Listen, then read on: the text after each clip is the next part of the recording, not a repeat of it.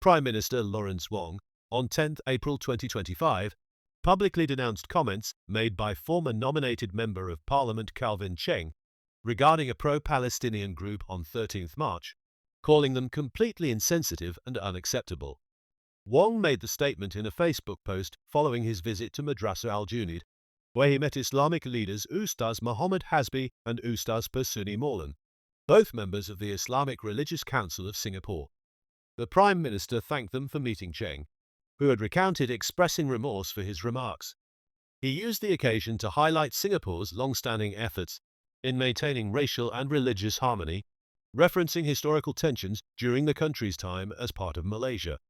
When we were part of Malaysia, some segments of the Malaysian community called the local Chinese pendatang, foreigners or immigrants, Wong wrote. It angered many Chinese who felt that they were second-class citizens. So when Singapore became independent, we resolved never to treat our minorities like that. He added that Singapore's diversity and cohesion were not accidental, but the result of generations of patient effort and hard work which must be protected. Wong reiterated that divisive comments could threaten this stability, particularly at a time when external forces could easily destabilize societal cohesion. However, Wong's statement on 10 April did not directly address the controversy involving ministers from the ruling People's Action Party, specifically Foreign Minister Vivian Balakrishnan and Senior Minister of State Tan Kiat Hau. Both were reported to have previously liked Cheng's post before later removing their reactions.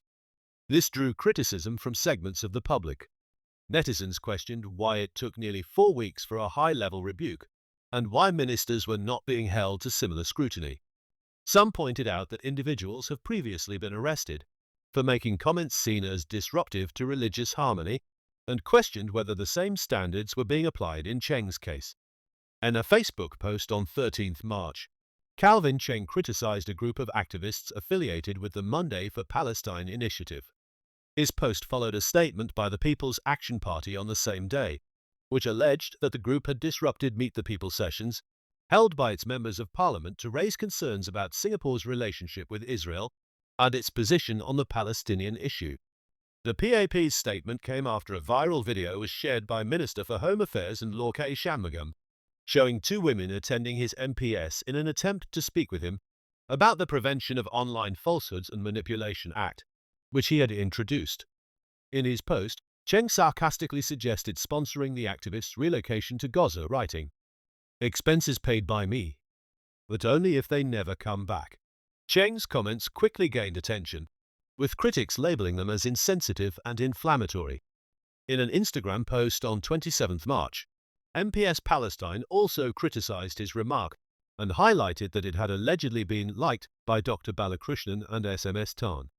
Dr. Balakrishnan addressed the matter in a 2 April Facebook post, denying that he had liked the post and stating, "I do not share those views.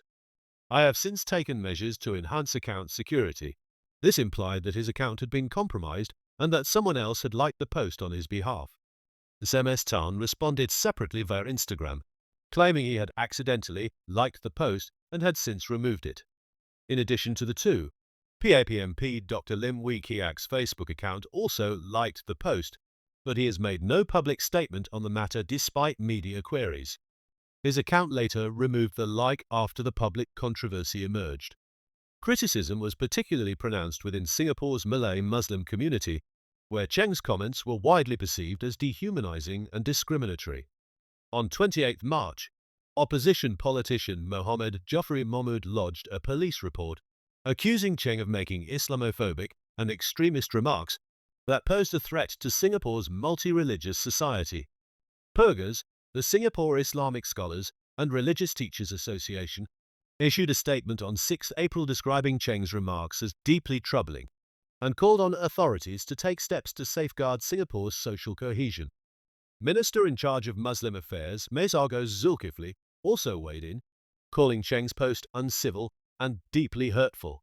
He warned that such language could erode trust among the nation's multiracial communities. On 10 April, Cheng publicly acknowledged that his comments had caused hurt and anger, and admitted that he should have been more sensitive.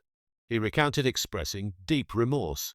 During a private meeting with senior religious leaders Ustaz Persuni Maulan and Ustaz Muhammad Hasbi at Yusuf Ishik Mosque the previous day. In the same Facebook post, Cheng clarified that his remarks were not aimed at any ethnic or religious group, but were directed at what he saw as disruptive activism by individuals from the Monday for Palestine group. However, his expressions of remorse have drawn scrutiny, given that he continues to pursue legal action against those who criticized him. During the meeting, I also noted that some people had wrongly attributed some other statements to me which I did not make. I explained that I had to continue legal actions because such untrue statements were very damaging to me. Cheng wrote in his post on Wednesday. TSMP Law Corporation had issued a letter of demand on his behalf on 2nd April, just days before his meeting with the Muslim leaders. The letter targeted the online citizen and 3 individuals, alleging defamation and demanding public apologies and retractions. It accused the parties of mischaracterizing Cheng as Islamophobic and a threat to racial harmony, specifically referencing social media posts by Jafari Mahmood and Reform Party chief Kenneth J. Retnam. Those posts criticized Cheng for a perceived history of inflammatory rhetoric and argued that his recent remarks constituted incitement to racial hatred. It should be noted that Cheng's 13th March post remains unedited to date, even as he has publicly recounted expressing deep remorse.